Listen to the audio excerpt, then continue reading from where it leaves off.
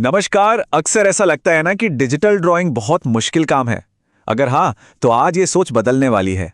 आज हम मिलकर ये देखेंगे कि एमएस पेंट का इस्तेमाल करके बिना किसी पिछले एक्सपीरियंस के बस कुछ ही मिनटों में खाली कैनवस पर अपनी पहली डिजिटल ड्राइंग कैसे बनाई जा सकती है। तो चलो शुरू करते हैं।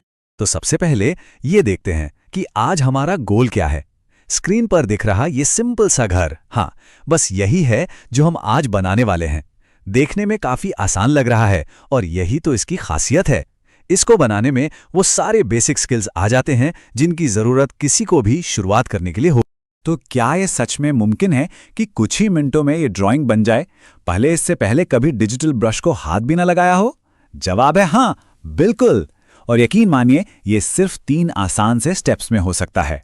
देखिए, एमएस पेंट खोलते ही बहुत सारे टूल्स दिखते हैं, पर उनसे घबराने की कोई जरूरत नहीं है। आज हम अपना पूरा ध्यान सिर्फ 3 मेन कामों पर लगाने वाले हैं। यही 3 स्किल्स डिजिटल आर्ट की दुनिया का दरवाजा खोल देंगे। तो ये रहे वो 3 मैजिकल स्टेप्स। पहला, शेप्स बनाना, मतलब कि चौकोर और त्रिकोण जैसी आकृतियां। दूसरा, उन शेप्स में अपने पसंद के रंग भरना। और तीसरा, जो सबसे जरूरी है, अगर कोई गलती हो जाए तो उसे फटाफट ठीक कर लेना। बस इतना ही है। चलिए, अब थ्योरी बहुत हो गई, अब प्रैक्टिकल करने का टाइम है।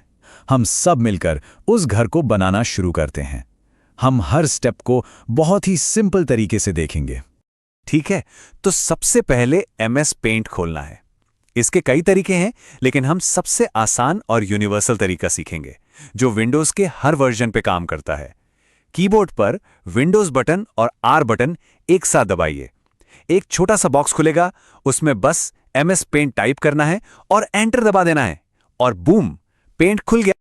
ओके, कैनवस रेडी है। अब शेप्स टूल में से रेक्टेंगल टूल को चुनना है और घर का मेन ढांचा बनाना है। इसके बाद ट्रायंगल टूल चुनिए और उसे ठीक इसके ऊपर रखकर छत बना दीजिए। और दरवाजे के लिए हम फिर से रेक्टेंगल टूल का ही इस्तेमाल करेंगे। सिंपल। यह एक बहुत ही काम की टिप है। जब भी कोई शेप बनाते हैं ना, तो उसे फाइनल करने से पहले उसे पकड़कर सही जगह पर सेट किया जा सकता है। एक बार बाहर क्लिक कर दिया तो वो अपनी जगह पर फिक्स हो जाती है। ये बहुत काम आता है। हमारे घर का ढांचा तो तैयार है, पर यह अभी बेरंग है। चलो इसमें जान डालते हैं, मतलब रंग भरते हैं। वो पेंट की बाल्टी जैसा दिखने वाला fill with colour tool select कीजिए। फिर कलर 1 पर क्लिक करके अपना फेवरेट कलर चुनिए और जिस भी हिस्से में रंग भरना है बस उसके अंदर जाकर एक क्लिक कर दीजिए। पर हाँ, यहाँ एक बात का ध्यान रखना जरूरी है। अगर रंग भरते समय क्लिक शेप के अंदर के बजाय गलती से बाहर हो गया तो पूरा का पूरा कैनवस उसी रंग का हो जाएगा। लेकिन घबराने की कोई बात नहीं है, इसका भी एक बहुत ही आसान सा इलाज है। देखिए, कोई भी आर्टिस्ट पहली बार में ही सब कुछ परफेक्ट नहीं बनाता। गलतियां करना तो सीखने के प्रोसेस का एक हिस्सा है, और एमएस पेंट में गलतियों को सुधारना सच में किसी जादू जैसा है। तो मान लीजिए गलत जगह क्लिक हो गया और पूरी स्क्रीन नीली हो गई, तो क्या आप सब कुछ दोबारा शुरू करना पड़ेगा? नहीं, बिल्कुल नहीं। इसका जादुई सॉल्यूशन है एक कीबोर्ड शॉर्टकट, कंट्रोल और जेड।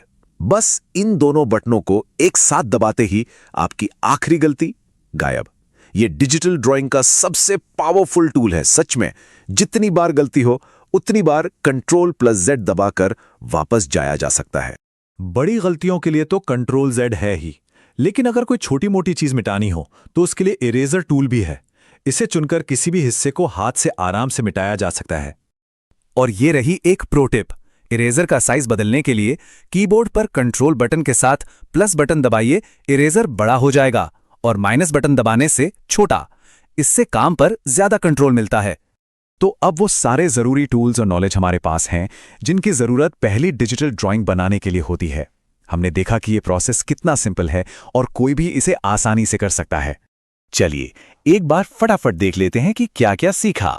एमएस पेंट को रन कमांड से खोलना, फिर आयत और त्रिभुज जैसी शेप्स बनाना, पेंट बकेट से उनमें रंग भरना, और सबसे जरूरी कंट्रोल प्लस जेड के जादू से किसी भी गलती को चुटकियों में ठीक करना।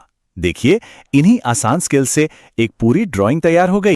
तो अब जब सारी बेसिक बातें क्लियर हो गई हैं, तो सवाल ये नहीं है कि क्या ड्राइंग की जा सकती है, बल्कि सवाल ये है कि सबसे पहले क्या बनाया जाएगा। क्रिएटिविटी की कोई लिमिट नहीं होती।